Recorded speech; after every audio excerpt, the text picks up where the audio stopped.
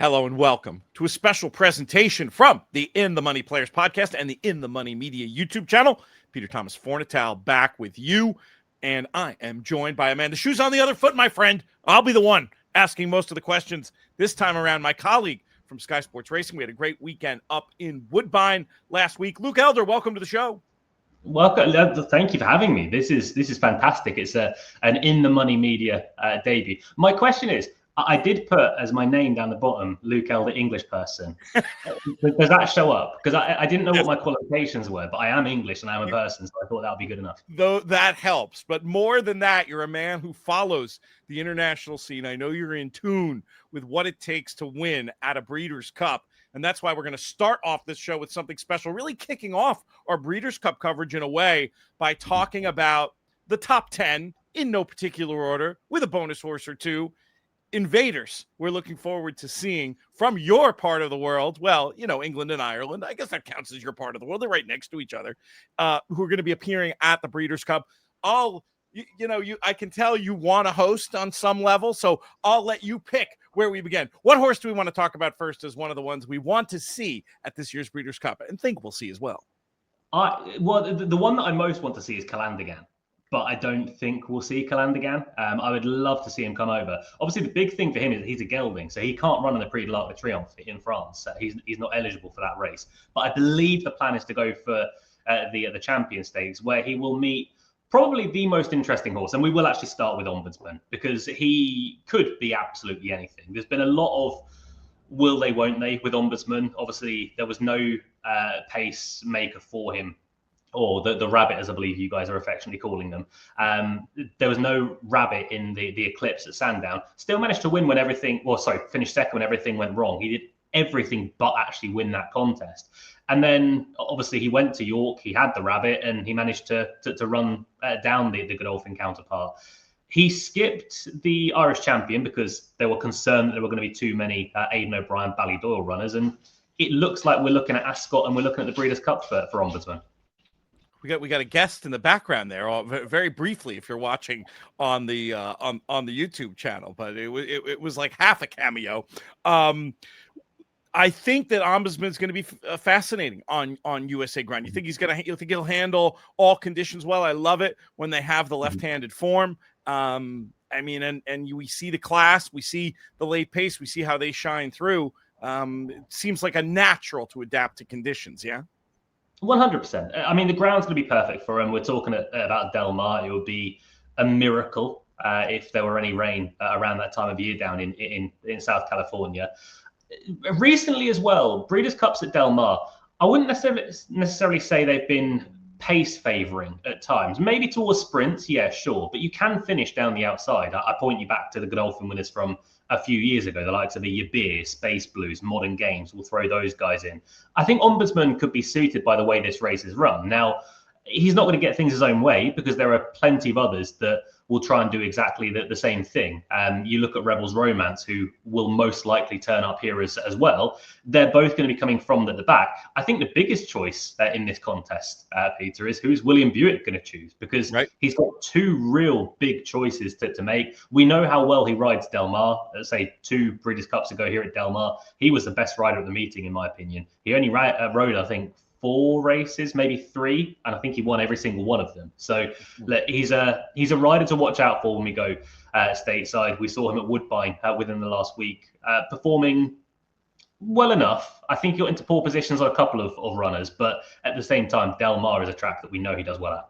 No doubt about it. We'll get to Woodbine if you're on the audio side later in the show. If you're watching on YouTube, please subscribe to the In the Money Media YouTube channel. And if you want more content from us, multiple times a week, the audio show is the place to go. In the Money Players Pod, wherever you get your podcasts. I do remember Buick the other year the tracks all blend together, if I'm being honest with you. But he had the choice between Rebels Romance and Nation's Pride, was it?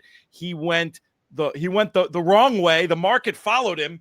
And then Rebels Romance just won. We'll get to Rebels Romance. Before we move on from Calandigan, I do want to get back to him for a moment. You did mention about the arc, the fact that he's not eligible for it. I always thought that meant he might end up in this spot, but it is the drift in the betting and the chatter you're hearing make it sound like it's not definite. But if he turns up here, this is a horse who won a win in Urine Race in the form of the King George, went well enough in Dubai in USA conditions. Right now, best price 6-1. Yeah, that does sound like the bookies anyway, thinking he might not be going here, but one that I do really want to see. So he does fit the descriptor of this video. And we've seen connections make these left turns before. I'll never forget after the Champion Stakes back in 2015, actually it was. And there's Aiden O'Brien on the podium after the race, talking about Found and how she's done for the season. Turns up 2 weeks later in Keeneland and wins. And that quick turnaround from the Champion Stakes, you might have a knee-jerk reaction that that's not a good thing. I think the runners of horses coming over from that, generally speaking, pretty good. It's amazing how the shippers sometimes, that sort of last-minute quick turnaround, they actually seem to just stay in form and run pretty well. So I wouldn't rule that. I wouldn't use that as a negative for any horse coming over. We've talked about Rebels Romance a little. Let's talk about him more thoroughly. What a story this would be if he could make it 3 non-consecutive Breeders' Cup turfs. What do you think his chances will be in this race? I think he's got a huge chance. Obviously, he provided Billy Loughnane, who, for the guys over in America, he's one of the rising stars in the UK jockeys room. He provided him with his first Group 1 over in Germany. Look, Germany Group 1s aren't as strong as a lot of other places. You're not going to win a German Group 1 and then suddenly go and think you're going to win a Group 1 in England. It has happened and it will happen again, but it's not something we see year in, year out. He was obviously third behind Calandagan at Ascot in the King George. That doesn't really tell the whole story. I thought the Ballydoyle tactics that day were quite wrong, and they favoured Calandagan and Kalpana, who I know has been beaten subsequently, but she'll be a big contender in the Prix de l'Arc Triomphe. But Jan Bruegel was in there and Continuous was in there. They effectively sat 1-2 with Jan Bruegel just off the rail, and they created a pocket, and that is exactly where Rebels Romance went into. Whereas the other two went around the outside. They managed to perform far, far better. But Rebels Romance was a lot better than the actual finishing result that day. So hopefully he could do better. But the main thing is he's going to be here so long as he's fit, because he loves coming to America. Yeah, from a sporting point of view, you just got to be rooting in part for this horse. Loved seeing him win back at Ascot. Michelle, you cried, something I've never seen before on a broadcast with her in particular. So that was great to see. We'll see what happens with Rebels Romance. Let's talk Minihawk, with the first question being, what would be the race for her? I wouldn't be shocked if they did try and take on the boys and go for the turf. But at the same time, I think a large part of it does depend on what Aiden O'Brien, what else he's got for the contest, because they'll be mapping things out from a long way. Look, This is something that Aiden O'Brien would have had. She's beautifully bred, as we know. She's by Frank Alada, a Danzeli mare. The effort when beating Estrange at York was good. It will need obviously improving upon, but if she does stay to her own sex and try and take on the filly and mares, then she'd be a pretty tough one to beat. She was obviously good when she managed to beat Whirl in a pretty gutsy finish in the Oaks over in England. And she's been light to campaign as well. I think this is something that Aiden O'Brien does quite a lot with his younger fillies, in a sense that there's some big races at the back end of the year to try and win, i.e. the Arc, the Champion Stakes, as you mentioned, and also over at the Breeders' Cup. That's the route that I prefer to the Breeders' Cup. Some horses have a long season where they're going from literally May, April onwards. It's a long time to November. That's part of the reason why we don't see many horses from the UK or all the horses we want going over to America. But Minihawk absolutely fits the bill for a Breeders' Cup runner for sure. Minihawk star out of the Goff's Orby sale we've been talking about on some recent podcasts. Dual Classic winner. Would be amazing to see her make an appearance. We talked about Frankel offspring. Let's talk about one that Nick and I talked about on the early week show as an interesting contender for the juvenile turf, Benvenuto Cellini. This one as short as 3-1, actually the best price, 3-1 in the betting right now. You certainly know Frankel if you're watching the show. You'll probably also remember this damn newspaper of record. So precocious, so brilliant, so impressive at the Breeders' Cup. This one owned in partnership, Coolmore and Peter Brandt, last seen winning the KPMG Champions Juvenile Stakes. That's a win in your in race. Horse won so easily at 1-2, has been left-handed. Anything not to like about this one in this spot? Not really, no. I was at the Breeders' Cup at Churchill Downs when Newspaper of Record won the Juvenile fillies turf. Were you there that year at all? Oh, of course. Did you go to the parade ring or the paddock to see Newspaper of Record before the race? I was, I'll brag a little bit. It was Churchill, right? Yeah, Churchill, yeah. I'm just trying to get my years right. I was up in Millionaires Row, Luke, so I couldn't make my way down. Ridiculous. So I was down with us poor common people. I was just looking at the horses up close. I went into that race thinking, maybe this horse is opposable. We'll try and find some value. I got to the paddock. I was like, this horse cannot get beat. There is zero chance this horse loses. I've never seen a better looking 2-year-old. And she obviously didn't really fill out into a 3-year-old. I know she, I think, won one race, but she was nowhere near the horse. She wasn't the same. No, she wasn't the same. Not even close. But Benvenuto Cellini does look on the smaller side, which we do. I mean, there's no sort of shock behind that. The first horse that Newspaper of Record over in England managed to produce was a classic trial winner, albeit there were only 3 runners, so don't get too carried away. But you'd expect to see improvement from a first foal into a second foal, just from a broodmare point of view. And Benvenuto Cellini ticks every single box. I think from a connections point of view as well, they'll be pretty desperate to get him over to America because honestly, his breeding's probably more interesting on a North America front rather than European. I know there's turf, but if you can get Newspaper of Record with a big winner at the Breeders' Cup, that's going to be so valuable. Yeah, it'd be fascinating to see. What of some other juveniles? I'm sure you have 1 or 2 on your list.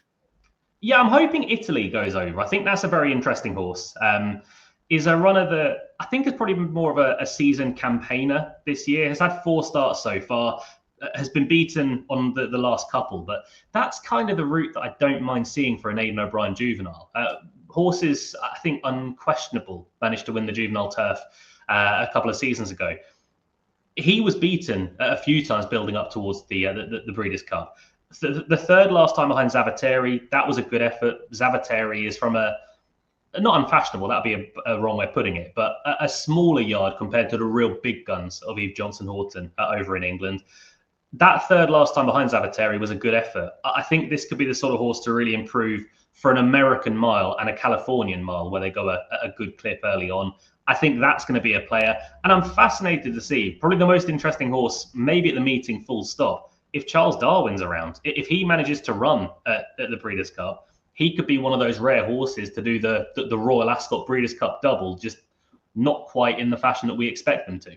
Yeah, we've seen that movie before. Hootenanny coming to mind as one that I believe fit the trick. Though Charles Darwin, I would assume, would be looking at the juvenile turf sprint as opposed to the juvenile like we saw with Hootenanny. But this horse was a big talker at Royal Ascot, winning the Norfolk Stakes. I guess the key question with him, and I'm not sure you have any inside knowledge on this one, but where's he been? He hasn't been out since then.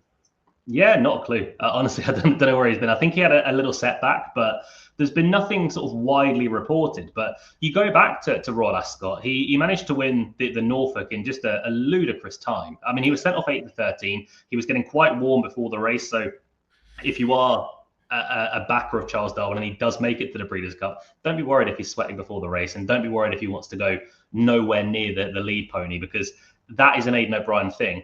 And we've seen horses at Aiden O'Brien's, they do sweat. I don't know what it is about them, but I remember, again, I was at the Breeders' Cup at Santa Anita when Highland Real won the turf. And every American that was coming to us was like, oh, this horse looks terrible. There's no way this horse can win. I was like, you'd be more worried if this horse wasn't sweating. He needs to be an absolute wreck before the race. Otherwise, he's just not himself. But Charles Darwin, look, he's not that bad. But at the same time, if he does get warm, that wouldn't be a problem. The effort in the Norfolk was a very, very fast time, and it looks an okay race. Obviously, there's an American horse back in third in the form of Sandal Song, who is a pretty useful looking juvenile as well. Yeah, it'll be interesting to see who turns up for that one. It's a great trend. The Aiden O'Brien 2-year-olds coming over. of higher quality, it feels like in recent years than even in the past. And he's even had success with the B team. But I mean, it's not crazy to think that some in the A team might come over. We've talked about the juvenile turf. We've talked about the juvenile turf sprint. How about the juvenile fillies in here? I'm just sort of going on the betting with the next one I'll put up. A Precise listed as short as 7. We're not, I keep saying as short. Best price 7-2. Won the Moyglaire Stud Stakes at the Curragh and shipped previously and won to the UK in the Philly Stakes. Has a pedigree that looks like it would go well here. Question about left-handed form. Interesting to see right now the heavy favorite in that race coming from this part of the world, Time to Dream, who was so awesome in winning the PG Johnson at Saratoga. It was one of those races afterwards I sort of threw up my hands and said, well, we may have seen our juvenile Phillies turf winner in there. But what do you think about Precise, or have you heard about any other Coolmore 2-year-olds that might be going the juvenile Philly turf direction? This has been honestly a bit more of a quieter race. Like, generally, the 2-year-olds over here don't get talked up sort of months in advance. You kind of have to make your own opinions, and you try and have to find your own ways in. And then if you're right about something, then you get rewarded because of it. I think Precise will go. Again, everything regards the profile of Precise points towards being an end-of-season 2-year-old, which is exactly what Aiden O'Brien likes to do. The winning effort when beating Beautify, who is also in the betting for this race at the Curragh, that was a very good effort. And I like the fact as well that Precise, I don't think has been thought of as one of the leading horses for Aiden O'Brien. That's kind of, again, a horse that fits the bill. We don't want the absolute top notches going over because, or we don't want to bet them going over because they're not going to go. If you're betting them anti-post, you'll lose your money on those. Whereas Precise, I mean, was a long way behind Composing in the market in the Moyglaire Stud Stakes. Still got the job done nicely. Very good horse back in third in Venetian Sun. I don't really see any reason why the track wouldn't suit. I mean, ran at Fairy House on debut, but everything about Del Mar should be okay. And I mean, it is far from a shock, but is another one that's very nicely bred as well. By Star Spangled Banner out of a Galileo mare in the form Way to My Heart. So again, another one that ticks plenty of boxes, but we just have to wait a little while to find out who actually is going on the juvenile ranks. Of course. And we're going to have so much content here on the In the Money Media YouTube channel. And if you want even more, one of the things I think we're best known for as part of our Breeders' Cup package on In the Money Plus, the figure equivalencies that we've been working on and coming up with. Alex Henry, so helpful last year for the Japanese runners with figure equivalencies. And of course, for years, we've had Rob Dove, one of the top 10 pro punters in the UK today, helping us out with that on the English and Irish and French sides of things. Learn more about this because we've actually got a deal going right now where you can get a few weeks free on In the Money Plus.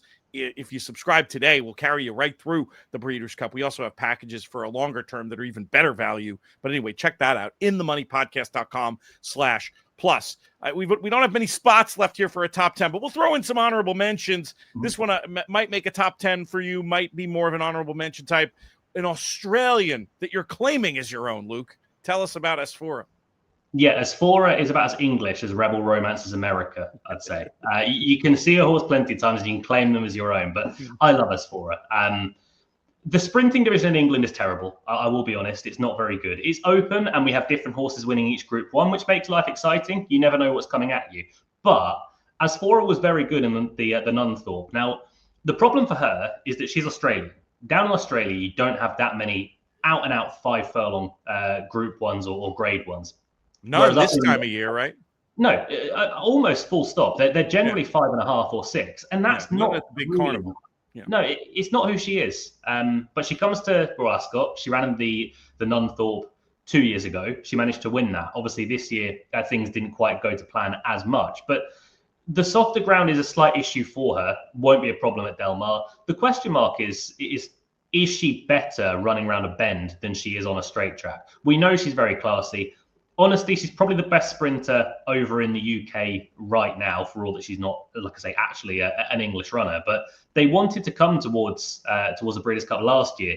Didn't quite happen. There were a few things that sort of went wrong along the way. Whereas this year, hopefully it's a clear run. And I mean, if Henry Dwyer and the team can get out to California, then you guys are going to have a fair few interviews that are quite fun. That's good to know. And we will be on hand. We're going to have our colleague from Sky, Vanessa Ryle, over to help us out. So yeah, we'll get some of that content. And again, this is just the first conversation of many on these races. We haven't talked about one contender, got to be the favorite at the moment for the Breeders' Cup Mile, who we had the chance to see in person last weekend. And we're sort of crossing over here between the two different segments of the show if you're listening on the audio side. But what did you think of Notable Speech last weekend, and what do you think about him going forward? Yeah, he was great last weekend, wasn't he, in the Woodbine Mile? I don't think it was a very strong Woodbine Mile. I will say that. And we were sort of voicing those opinions before. If you took Notable Speech out, it would have been a pretty underwhelming grade 1. But he was there. He did turn up and he won. Things didn't go ideally for him. He was slowly away. He got into a little bit of trouble going around the first bend. But I interviewed William Buick after the race, almost immediately after. And there was just a glint in his eye regards to Notable Speech. I kind of think that he has the thought that this horse hasn't been respected anywhere near as much in his career. A few things haven't gone his way. Obviously, he was a Guineas winner in his early days, and he looked fantastic. But regards to this season, he was beaten by Lead Artist in the lock-in. He was beaten at Ascot in what was one of the weirdest races of the season in the Queen Anne. He then was dropped back to sprinting trips. They tried him in the July Cup and didn't quite work out for him, albeit there was a massive bias on the track that day. And then he should have won over in France. And William Buick even said that. He, in the interview after, he said, look, he should have won in France. Everyone knows he should have won in France, and everyone can see that he should have won in France. I like the fact that Charlie Appleby sent him to Woodbine. Not always a route that I love for the Appleby team, but the fact that they've just reminded him what a tight left-handed track feels like compared to Del Mar last year when he was third in this race. I just wonder if he's a better horse this time around than he was 12 months ago. He absolutely should be. According to the market, Rosalion, the main rival right now, what are the chances are we'll see Rosalion, and how would you evaluate them against each other heads up? I think I'd be leaning the Notable Speech direction to reverse form. Yeah, I think I would be at this stage. But at this stage, over in the UK, we'd have anti-post markets. What that means effectively is, I don't know if it's the same over in America, but if you place the bet, the horse doesn't run, you lose your money. But you get a slightly bigger price, obviously, for taking that risk. Now, Rosalion, he was meant to come over last year, and he looked like he was going to be a potential star. But he suffered a setback after, I think, winning over it might be Goodwood or something like that. He didn't run for the rest of the season. And this year, I don't want to say he's never taken off, because he has. He just hasn't managed to win a race. Now, he again had a setback midway through this season. I just wonder whether those two setbacks are beginning to catch up with him. I think one of them was some sort of infection. The other one was a foot problem.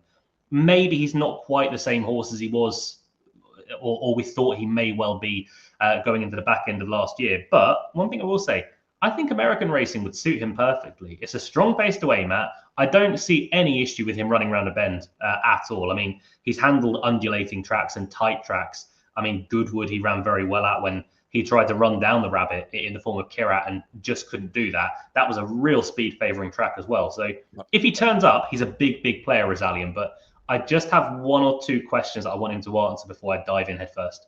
I've got one more question for you, Luke, on the part of this show that's going to be on the YouTube channel. I'm going to come back to you and ask you, of all the horses we've talked about, which one you're most interested in seeing, and or if you have any choice of bet at this stage on the anti-post side. You won't believe this. We have no opportunity to bet anti-post of any kind, not even in pool betting form here. It's out and out savagery. So you'll be teasing the audience a little bit if you do have a wager at this stage. But before I get to you with that last key question, I wanted you to be able to tell folks where they can get more of your analysis, not just on American horse racing, but also Venn diagram of our audience who likes horse racing in the NFL is pretty much of a circle. So I want you to tell folks where they can get your thoughts on the NFL.